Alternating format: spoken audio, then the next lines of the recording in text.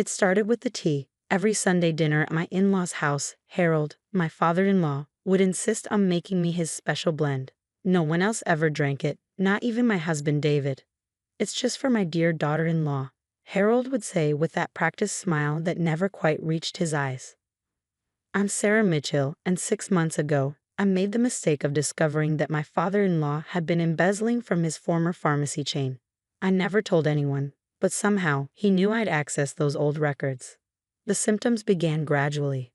First, it was just stomach cramps and dizziness after those Sunday dinners. Then came the unexplained bruising, hair loss, and finally, the vomiting blood. "You're working too hard," David would say, watching me curl up in pain on our bathroom floor. "Maybe you should take a break from that accounting job." But I knew better.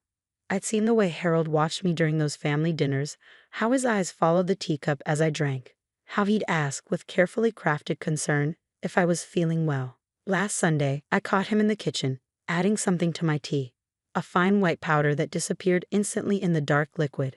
When I confronted David about it, he exploded. "This is ridiculous," he shouted, pacing our bedroom. "Dad's been a respected pharmacist for 40 years. He's retired now, for God's sake. Why would he want to hurt you?" I couldn't tell him about the financial records I discovered. The millions missing, the falsified prescriptions, the money trail that led to offshore accounts. Harold had built his reputation on being the kindly neighborhood pharmacist while systematically stealing from his own company. The statute of limitations hadn't expired yet, and he knew I had enough evidence to ruin him. "I'm not imagining this," I insisted, showing David the latest bruises blooming across my arms. "These aren't normal. Something's wrong." "You've always been jealous of my relationship with Dad," David snapped. "Ever since we got married, you've tried to come between us. Now you're making up these crazy accusations." I stared at my husband of 3 years, wondering how I'd never noticed this blind spot before. David had always idolized his father, but this was different. This was willful ignorance. The next day, while David was at work, I drove myself to the hospital. Dr. Jessica Wong had been my friend since college, and she listened without judgment as I explained my suspicions. "We'll run a full toxicology panel," she said, drawing vials of blood. "But Sarah, if what you're saying is true, this is attempted murder." "I know," I whispered, watching my blood fill the tubes. "But I need proof. No one will believe me without it." Jessica squeezed my hand. "I believe you. And these symptoms, they're consistent with heavy metal poisoning. Someone with pharmaceutical knowledge would know exactly how to administer it gradually."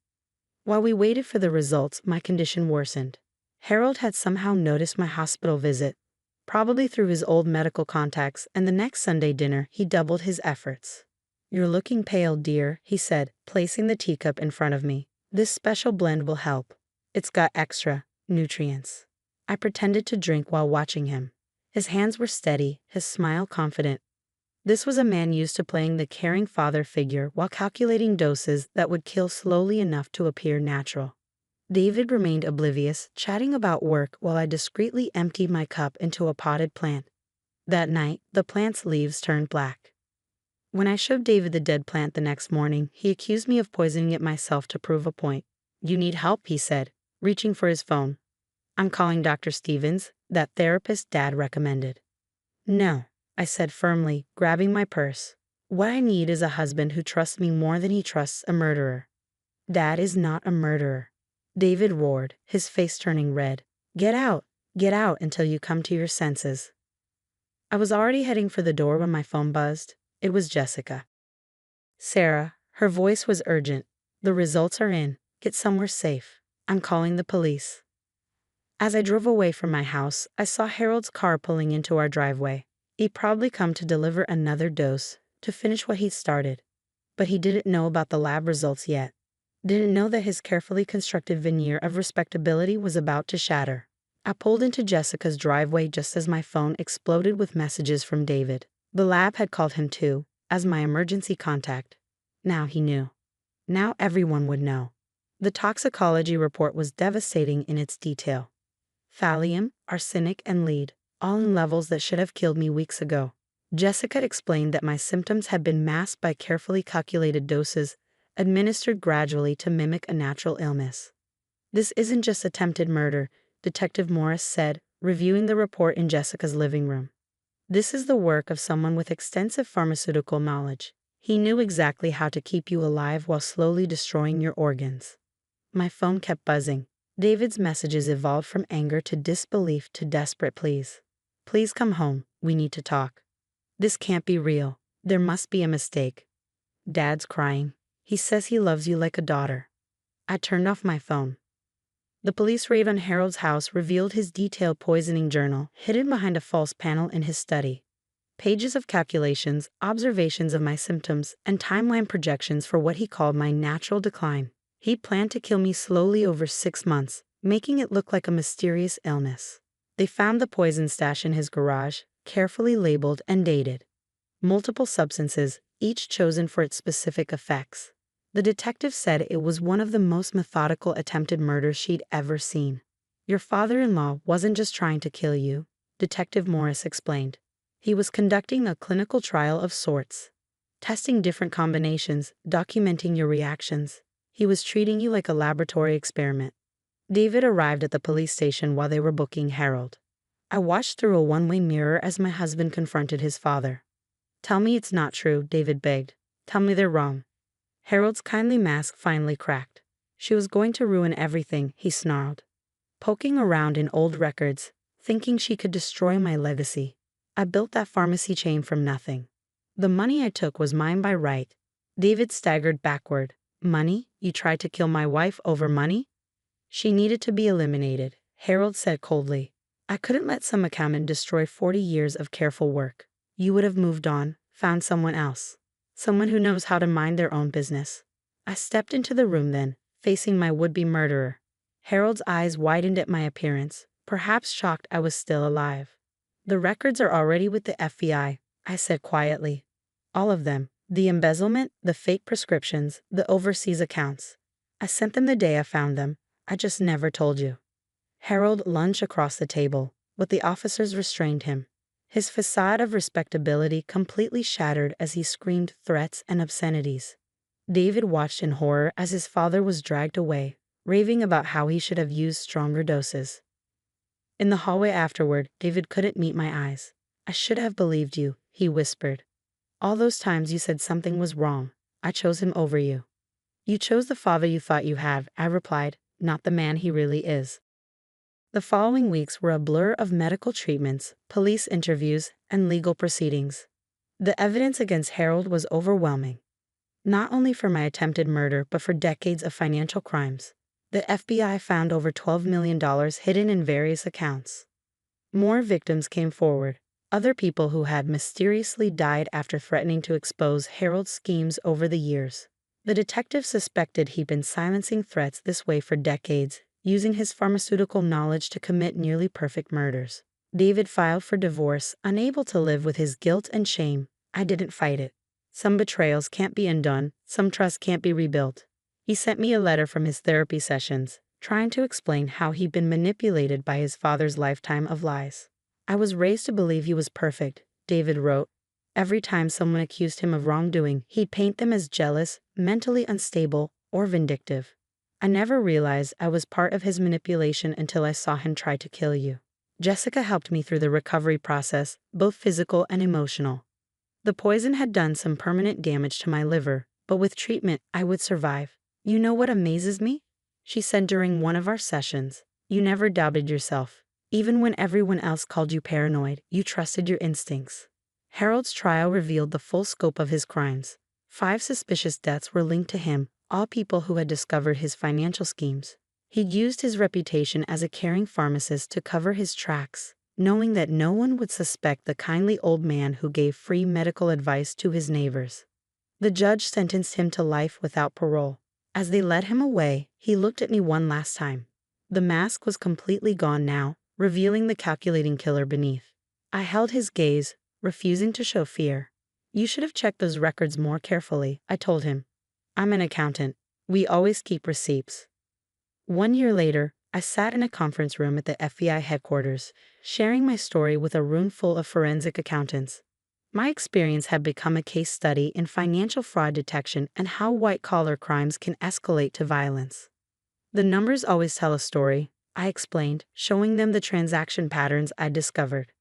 Harold's mistake was thinking that killing me would bury his secrets. But evidence doesn't die with its witnesses. The investigation into Harold's past had uncovered a trail of victims spanning 3 decades. Whistleblowers, employees, and even a journalist, all had died from seemingly natural causes after getting too close to his schemes. The FBI dubbed him the pharmacist poisoner, and his case became one of the most significant white-collar crime investigations in state history. My liver function had improved to 80%, better than doctors expected.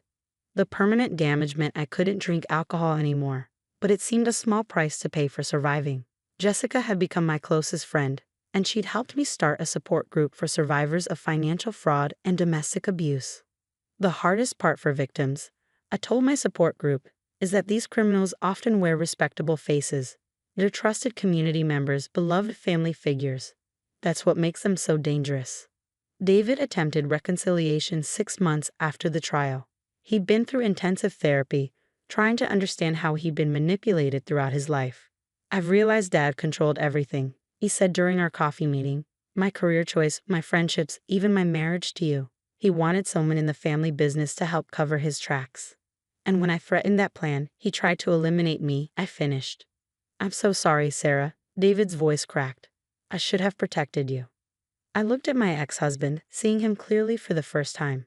He was another of Harold's victims, manipulated since childhood to enable his father's crimes. But understanding didn't mean forgiveness was possible. "We can't go back," I said gently. "Too much has happened." He nodded, accepting this final goodbye. The pharmaceutical chain Harold had stolen from offered me a position as head of the forensic accounting department. "We need someone who knows what to look for," the CEO said. "Someone who won't back down under pressure." I accepted, implementing new security measures and training programs. My experience had taught me that the most dangerous predators often hide behind respectability and family ties. Harold's case sparked investigations into other long-term healthcare fraud schemes. My testimony before the state medical board led to stricter monitoring of pharmaceutical inventories and prescription patterns. "You've turned your nightmare into positive change," Jessica said during one of our regular dinners. "That's the best revenge." She was right. Every time I helped expose another fraud, every time I protected potential victims, I was defeating Harold's legacy of manipulation and murder. The nightmares about poisoned tea gradually faded. I still couldn't attend family dinners or accept drinks from others, but my therapist said that was a reasonable adaptation, not paranoia. Last week, I received a letter from Harold's prison. I recognized his handwriting on the envelope but didn't open it. Some voices don't deserve to be heard anymore. Instead, I focused on building my new life. I started dating again, carefully this time, paying attention to how potential partners treated service staff and handled disagreements. I'd learned to spot the warning signs of manipulation and control. My story appeared in several true crime documentaries, always focusing on the financial investigation aspect rather than sensationalizing the violence. I wanted other accountants and auditors to understand that their work could literally save lives. "The numbers don't lie" became my mantra in training sessions. Trust your instincts when the evidence points to wrongdoing, no matter how respected the suspect might be. Today, I'm heading to another FBI training session. My poisoning case has become required reading for forensic accountants and fraud investigators. Harold tried to silence me, but instead he made my voice louder than ever. The potted plant from that last Sunday dinner sits on my office desk, its dead leaves preserved in a glass case. It serves as a reminder that survival sometimes means trusting yourself when everyone else calls you crazy. That justice can come through spreadsheets as surely as through courtrooms. And every time I help another whistleblower stand their ground, every time I protect another potential victim, I think of that teacup and the poison it held. Harold tried to write my ending, but instead he only wrote his own. Some poisons are meant to kill you. Others, if you survive them, make you strong enough to save others. I chose the latter.